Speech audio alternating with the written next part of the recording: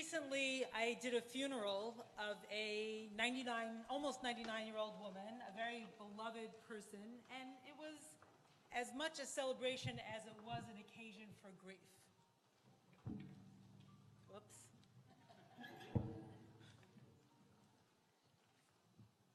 Jewish funerals often start with a line that night, actually that day, that afternoon, got stuck in my throat.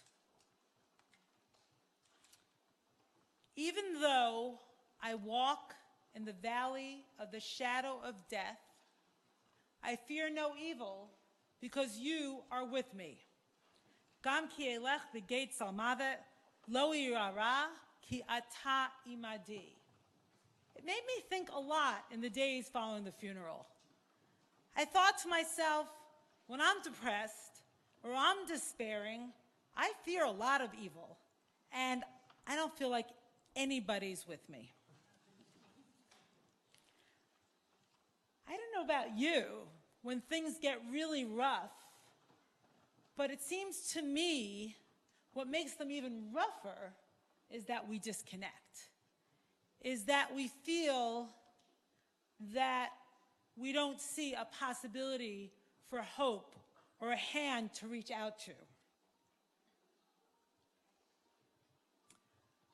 Some of you heard me speak this past Rosh Hashanah about my recent walk in the valley of the shadow of death.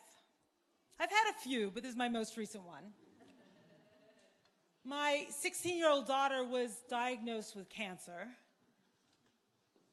Thank God she's okay now. I want to tell you that up front. She's back in school and waiting to hear from colleges whether she's been accepted or not. She went through 5 months of chemotherapy and 6 weeks of radiation. And in that time, I felt fairly alone. I felt like I had to stand up and be there for her, but I didn't understand not why God was abandoning me, but why life was abandoning me. I felt like luck had abandoned me. Now, what hadn't abandoned me was my communities, was all of you, were my friends, were my family. People were really there, but I kept thinking it wasn't supposed to be this way. And occasionally my daughter would say to me, "Why did this happen to me?" And I had no idea how to answer it. But I'm here to talk not about that, but an occasion where, despite the fact that she was walking in the valley of the shadow of death,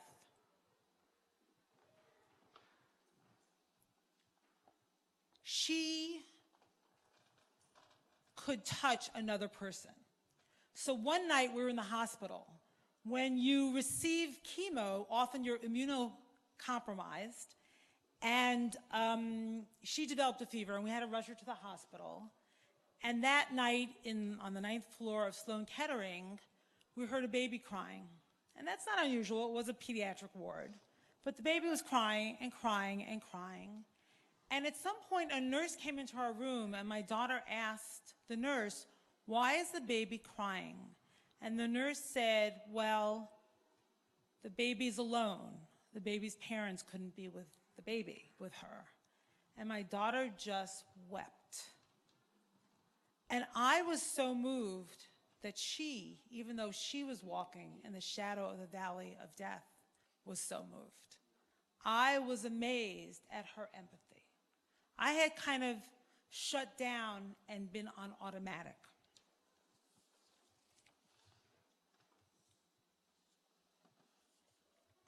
Her heart was intact.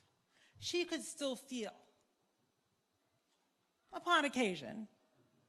And I could also feel upon occasion. And we made connections with others, which was really comforting to us. And it felt like, even though we walked in the valley of the shadow of death, you were with me, not because you, capital Y, was with me, but some you was with us. and we were the other you that was with them. If you think back to the 1st century Palestine, there's a very famous Jewish teacher who also felt abandoned, at least on occasion. Jesus on the cross said, my God, why have you forsaken me?" From Psalm 22. "Eli, Eli, lama azavtani." I mean, we could understand this. After all, he was being crucified. If we think of the chapters we read, the wisdom chapters, in these weeks in the book of Exodus, there's a story of disconnection and connection.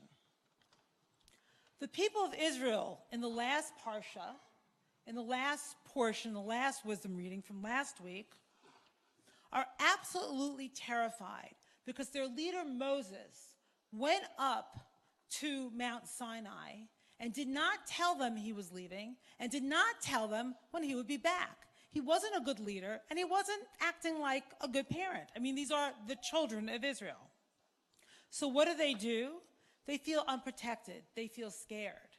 They see at the top of Mount Sinai that Moses disappears. This is through, we really have sort of a view into their picture in the Torah. Right? Moses disappears into a cloud, and all they see is a consuming fire, the consuming fire of God, Eish Ukal. If you remember, Moses is so special because when he comes across God's fire, he sees it as a fire that doesn't consume, right? So Moses can withstand the intensity of God, but the people can't.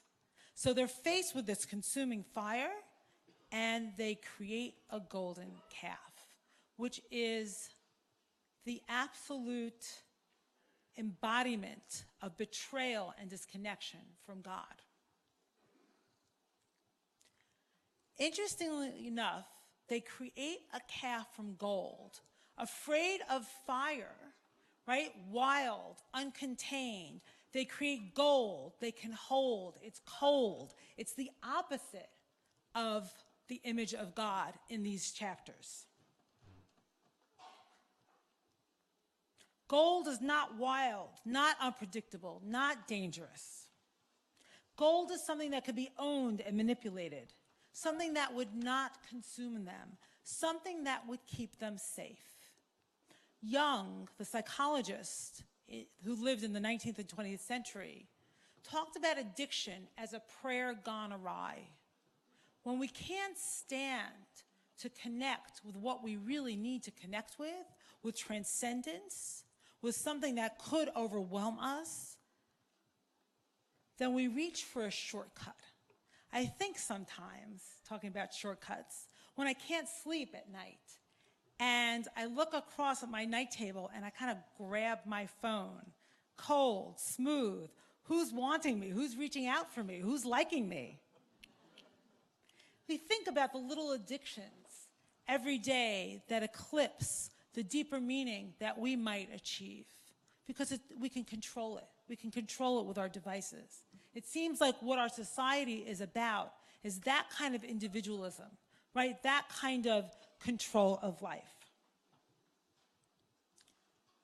Here we are. Tomorrow we read about the Mishkan, the house that God dwelled in.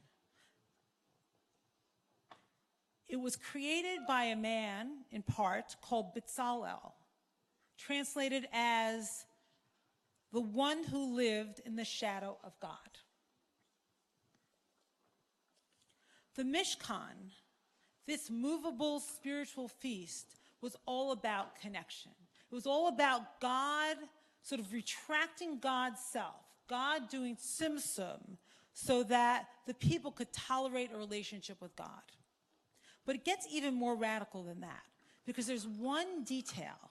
There's the copper laver, the copper basin that the priests used to wash their hands in. And that copper basin was made out of the mirrors of women. And what ancient commentary and legend tells us Those were the mirrors that the Israelite women used when their husbands were enslaved and beaten down and exploited and dehumanized and could not reproduce. And it was the women who were in charge of making sure there was another generation. So they would take those mirrors and they'd hold them in front of themselves and their husbands, and they'd get all dressed up. And they would say to their husbands, they would kind of taunt them and say, I'm prettier than you. I'm better looking than you. And kind of tease their husbands back into life, back into embodiment, back into eros. I saw recently an amazing YouTube video, one that's gone viral. It's a kind of contemporary commentary on this ancient legend. It features an African-American father, a single father, and his little daughter. His name is Ron Alston, and the daughter's name is Aaliyah. Every single morning, he holds the mirror. This is kind of their morning prayer.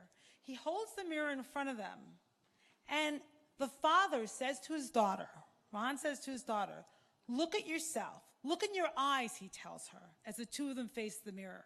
You gotta see it, okay? You gotta feel it.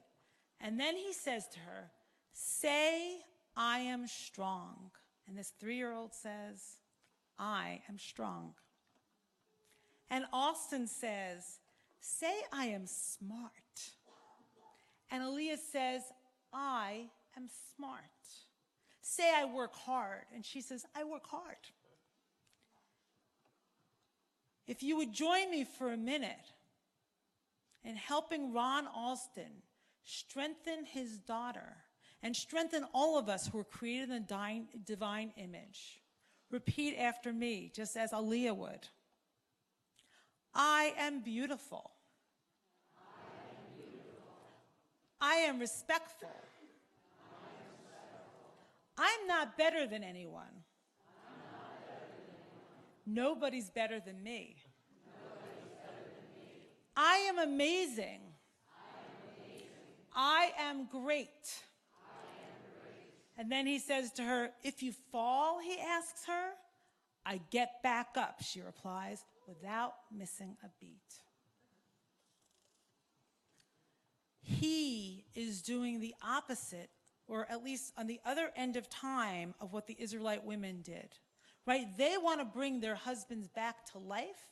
He's preparing her for a future as an African-American woman who's not going to have an easy time in this world, who's going to hear all kinds of ugly voices, and she's going to have that mirror image inside her to counteract them. She's going to have those voices, his voice inside her own voice inside her to counteract them. So here's what I came to. What does it mean that when we walk in the shadow of the valley of the shadow of death, that you are with me? It means that we hold on to the fact that we were created in the divine image, that we hold on to it with all we have. And we hold up that mirror to each other and resurrect each other as if we ourselves were responsible for enlivening the dead.